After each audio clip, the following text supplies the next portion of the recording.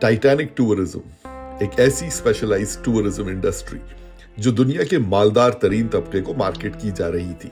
ये लोग सिर्फ मालदार सयाही नहीं थे, बल्कि अपने आप को मुहिमजू या एक्सप्लोरर्स के तौर पर देखना चाहते थे। ओशन गेट नामी कंपनी भी अपने मुसाफिरों को टूरिस्ट के बजाय सिटीजन साइंटिस्ट के नाम से जानती थी।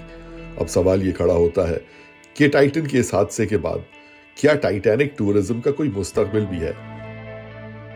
जब 1912 में डूबने वाले बहरी जहाज टाइटैनिक को 63 साल बाद 1985 में समंदर की तह में दरियाफ्त किया गया, तो इसको दरियाफ्त करने वाले मशहूर मरीन आर्कियोलॉजिस्ट डॉक्टर रॉबर्ट बैलर्ड ने किसी आबदोज का इस्तेमाल नहीं किया।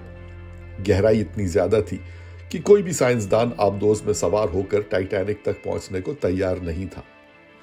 यानी टाइटैनिक को देखने का जो तरीका दुनिया के मालदार तरीन सिटीजन साइंटिस्ट्स को फरोख्त किया जा रहा था, उसे टाइटैनिक की दरियाफ्त में इस्तेमाल ही नहीं किया गया। टाइटैनिक को तलाश करने और उसके मनाजिर रिकॉर्ड करने के लिए कोई आबदोज नहीं, बल्कि आर्गो नामी ROV यानी रिमोटली ऑपरेटेड व्हीकल को इस्तेमाल किया गया। टाइटैनिक तक पहुंचने के लिए आबदोज का इस्तेमाल अगले साल 1986 में किया गया।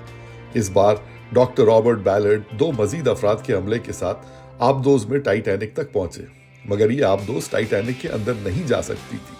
टाइटैनिक के अंदर के मनाजिल हासिल करने के लिए जेसन जूनियर नामी एक रोबोटिक ROV का इस्तेमाल किया गया। टाइटन के इस हादसे के बाद बहुत मुमकिन है कि टाइटैनिक को एक्सप्लोर करने के लिए मालदार सिटीजन साइंटिस्ट भी वही टेक्नोलॉजी इस्तेमाल करना शुरू कर दें जो हकीकी साइंसदान इस्तेमाल करते आए हैं। अगर टाइटैनिक देखने की ख्वाहिश सबमर्सिबल्स टूरिज्म के बजाय ROVs के टूरिज्म की जानिब निकल गई, तो बहुत मुमकिन है कि मुस्तकबिल में टाइटैनिक के टूर्स में सिर्फ मालदार ही नहीं, बल्कि उनके साथ आम अफराद भी शरीक हो सकें और इनकी जानों को वो खतरा भी नहीं हो जो डीप डाइविंग सबमर्सिबल्स का होता है।